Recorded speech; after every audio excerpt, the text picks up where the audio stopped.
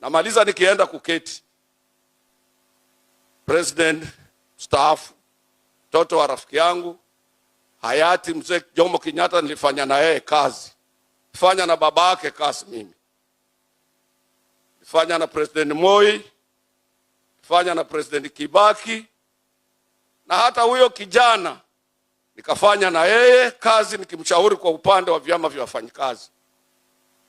Mtu amwambie asaidie mwenzake. Yeye angelikuwa president kama hakukuwa William. Namjua sana, asikudanganya atakufanya president kwa ajili yeye ni mvivu sana. Rafiki yangu namjua.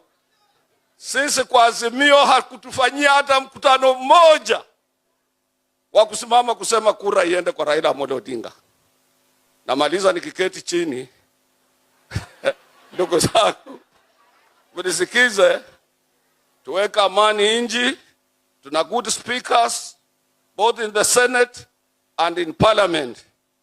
Moses ni kati ya viongozi wetu, nikiwa mzee wa kutoka huko magharibi ambaye anaheshimika. Speaker King ni wakili anaheshimiwa, na msaidie nchi. Sisi tuko nyuma, na tuna watu sio nyuma tu bure, tuko na watu sisi. Sisi tuna watu sisi. Sisi ndio tutasema sisi. Sisi ndio tutasema. Kama utatusikiza wewe mshanzi sana. Pole sana.